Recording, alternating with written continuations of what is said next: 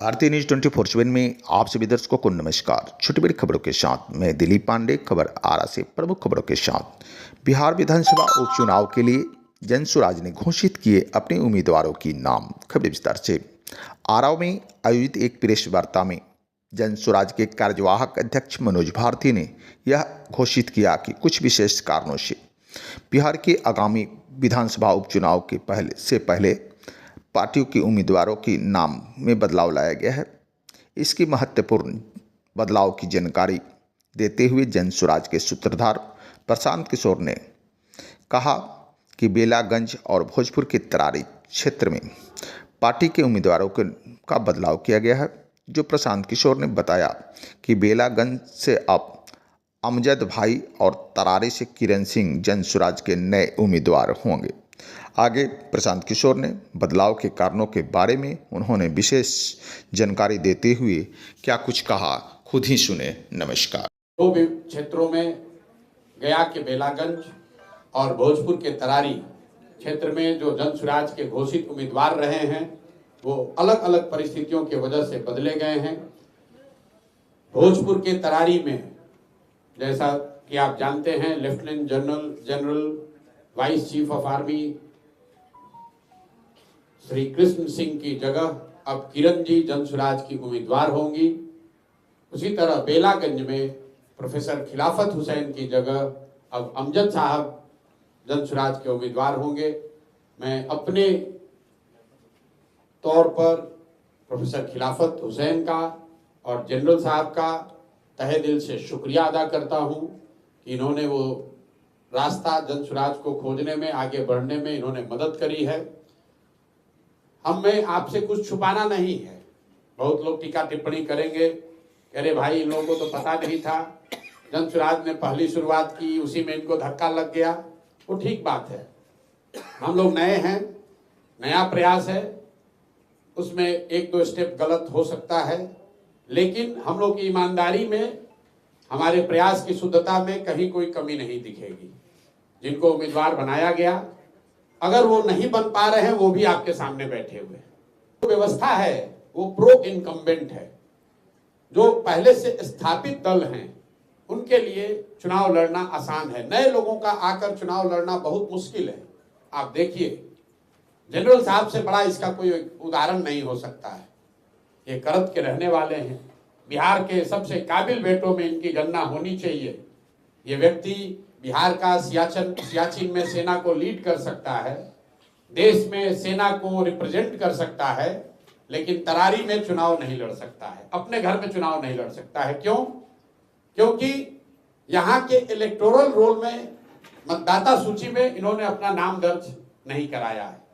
तो भाई जो नौकरी में है, जहां पर वो नौकरी करता है, उसकी जिम्मेवार नागरिक होने के नाते ये जिम्मेवारी है कि वहां वोट दे।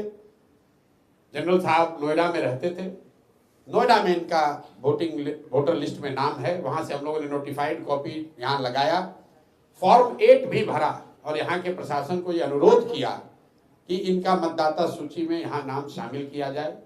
लेकिन रूल का हवाला देकर यहाँ के प्रशासन और इलेक्शन कमीशन ने ये कहा कि 15 तारीख के बाद जब आचार संहिता लागू हो गई तो हम लोग नया मतदाता सूची में नाम नहीं जोड़ सकते। हम लोगों ने अपनी ओर से सारी कानूनी सलाह ली, जितने यहाँ कानूनविद हैं, यहाँ पर सुप्रीम कोर्ट में हर जगह बात की, कोई रास्ता नहीं मिला तो हम लोगों ने जनरल साहब से अनुरोध किया। अब हमारे पास एक ही विकल्प जनसुराज के पास था, या तो हम लोग इसको राजनीतिक मुद्दा बनाते या फिर नेगेटिव सोच से हटकर एक पॉजिटिव प्रयास के लिए शुरुआत करें। जनरल साहब ने अपनी मुलाकात में मुझे बताया कि भाई प्रशांत जी, मैं तो बिहार में आपके जनसुराज के प्रयास से प्रभावित होकर बिहार में सेवा करने आया हूं। तो अगर भगवान ये चाहते हैं कि पहले मैं सेवा कर लूं, उसके बाद किसी पद के लिए लड़ाई लड़ूं, तो इसमें दिक्कत क्या है? और सब ने मिलकर ये फैसला किया कि किरण जी को यहाँ पर इनके सेवा, इनके क्षेत्र में किए गए प्रयास के आधार पर जनसुराज का उम्मीदवार बनाया जाए।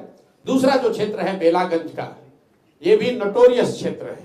आपको मालूम है बेलागंज की पहचान क्या है। वहां पर जनसुराज के सभी साथियों ने जब बैठक करी, सब ने मिलकर अमजद भाई का नाम प्रपोज किया था। मैंने प्रेस कॉन्फ्रेंस में भी कहा था और वहां की सभा में भी इस बात की घोषणा की गई थी कि जन सुराज की ओर से अमजद भाई उम्मीदवार रहेंगे। अमजद भाई ने खड़ा होकर कहा कि मेरी जगह पर प्रोफेसर खिलाफत हुसैन जी अगर चुनाव लड़े तो अच्छा है। अमजद भाई से मेरी जो बातचीत हुई, भाई आपको उम्मीदवारी मिल रही है, क्यों नहीं लड़ना चाहते हैं?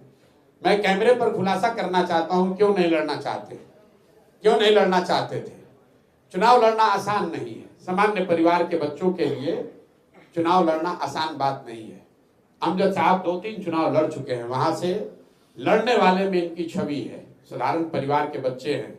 इन्होंने मुझे व्यक्तिगत तौर पर कहा कि प्रशांत जी, चुनाव लड़ते लड़ते हम लोग फिनेंशियली टूट गए हैं, 7-8 महीने के लिए फिर चुनाव लड़े, फिर 25 में चुनाव होगा, इसलिए कोई दूसरे को ही लड़ाइए, क्योंकि कितनी बार हम लोग चुनाव लड़ेंगे। लेकिन उस और उनके भावना का सम्मान करते हुए उन्होंने प्रोफेसर खिलाफत हुसैन जी का नाम प्रपोज किया। इनकी बड़ी इज्जत है, ये राजनीति में आए हैं, खींच कर हम लाए हैं और इनको राजनीति में ही रखेंगे। अब इनको टीचर नहीं बनने देंगे, राजनीति में ये बने रहेंगे। जान छुड़ाकर भागना चाहते हैं, और ये सिर्फ खिलाफत हुसैन जी के लिए नहीं कह रहे हैं, जनरल साहब को भी हम वापस आर्मी में नहीं जाने देंगे।